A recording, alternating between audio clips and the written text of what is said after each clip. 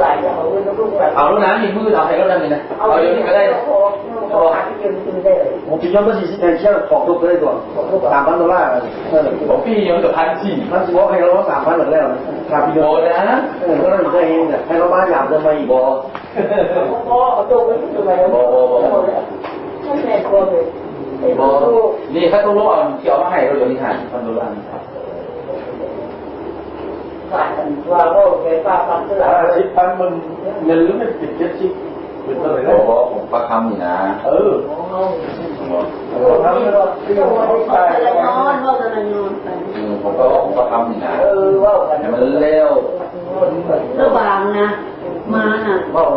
ขายล้าน$20,000 $200,000เราได้เงิน40,000มามันกินข้าวอยู่เลยไม่บาทอะไรไม่ใช่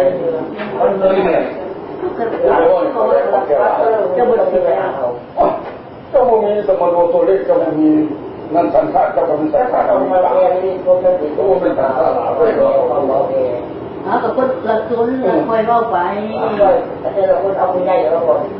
คุณยายเราไม่ได้หลานจากตัวเราเต็มที่แล้วล่าที่จะพันเด้อพันพ่อวันที่แล้วกันยิ่งแย่งเสียน้ำตาลนะโอ้หลุดห้องออกหลายๆครั้งจะพูดว่าผมเงียบไปใส่คอเขาไม่ได้ยินเราไม่จะใครอยู่ข้างเองหรอกถ้าผมข้างเองไม่อยู่ไม่รู้เลยหลุดห้องหาครับ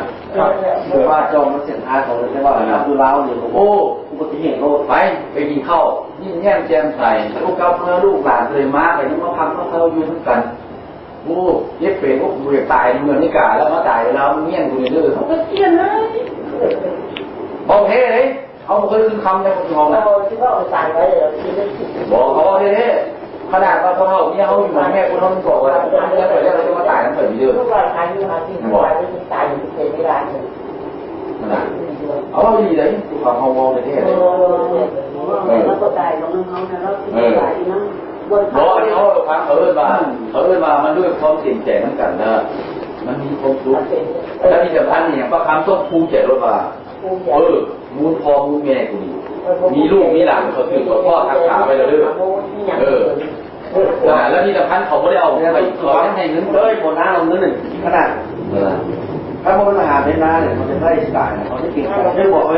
พ่อฟันเลี้ยงวัวได้บอกตัวมันเขามาเห็นได้บอกให้ข้อวัวจะได้เบียดการไปเบอร์มองข้อวัวเขาเลี้ยงวัวจะทหารเลี้ยงไม่เห็นบุกเคยเห็นอะไรนี่เด็กคือแปลกแรงงานบุกเคยเป็นคนที่เจอดีไม่ใช่ไม่อยากไปกินแล้วก็ไปกินแล้วเป็นต้นอาโมแล้วเป็นข้าวยูแล้วก็ต้นมะขามตรงนี้ยูต้นสักตรงนี้ยูไปกินแล้วแต่ก็ไม่อยากไปเชียร์นะถ้าอย่างไรวะมันซอยก็ได้ถ้ามันสื่อให้เห็นกันนะมันก็จะได้นะเนี่ยฝันเจ้าขายเลยเจ้าไม่ฝันแล้วแต่คนไม่ได้เงินเจ้านะที่คือคนไม่ได้เจ้าดูว่าเลยในชีวิตคนไม่ได้เงินเจ้าจริงหรอกเจ้าถึงต้องการเขาก็ทำอะไรเราแล้วไปมีแล้วแต่เลี้ยงบ้าเนี่ยคนไม่ได้ยินก็จะมาจะฝันเลยเขาไม่ที่อย่างเพราะอะไรนะก็คนนั้นคนคนคนฝากทำอะไรก็ฝากมาเห็นยังมันไม่รู้นะโอ้ยพวกเจ้าเนี่ยมาดูนะกันเห็นทุกไปนี่นะจนไปอย่างที่น่ะกูเห็นนี่รถนะถ้าเป็นน้ำพีน้ำเล่าของตัวเองโอ้ยรถคนไม่ได้จีบเขาโลกนี่นะเคยต้องไปมีเนี้ยคนยังจดไปน่ะโ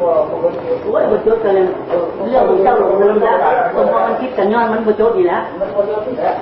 ถ้าเขาไม่จำเลยแต่คนบอกว่าไปที่ยังมันเลยอันนี้คือเป็นราคาเลยค่ะนอกมันเขาเนี่ยคนละวัวแล้วโอ้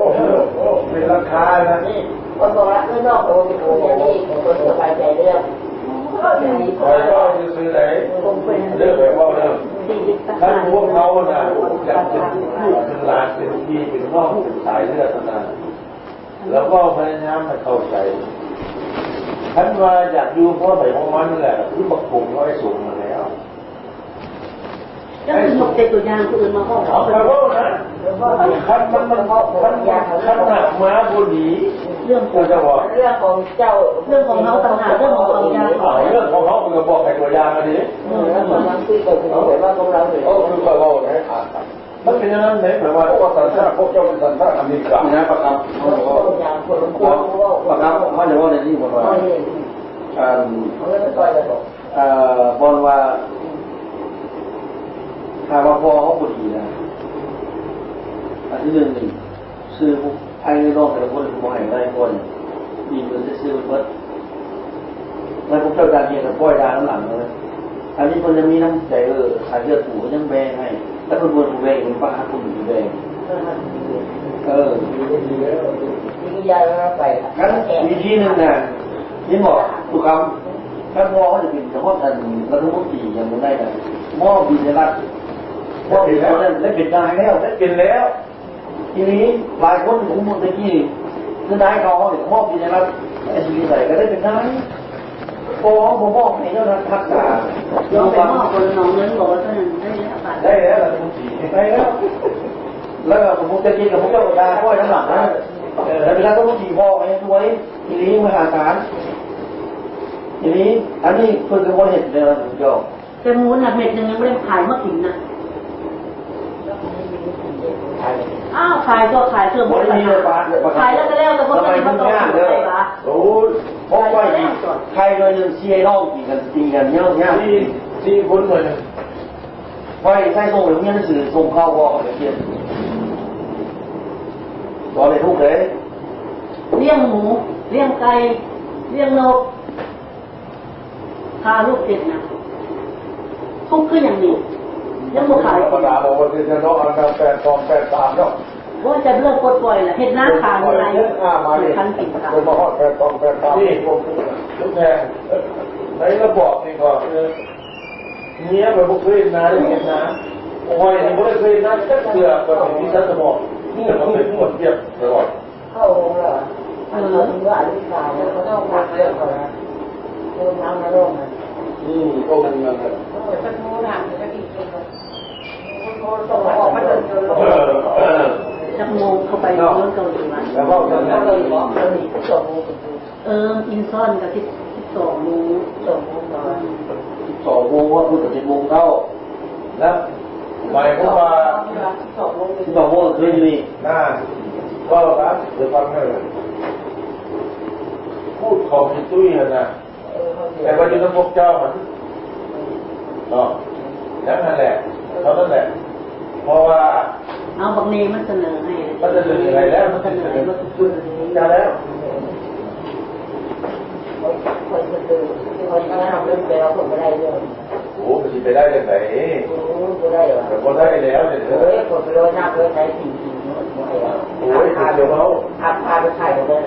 คอยให้เงี้ยๆต้องแห้งก็ต้องหัวไถน้ำถ้าไข่เดี๋ยวพ่อมาถึงงานจะไถน้ำนะ ใช้เนี่ย โอ้ยจะรู้ว่า อาพาไปของบอกคนจริงเลย แต่ว่าความจริงอะไรแต่ว่า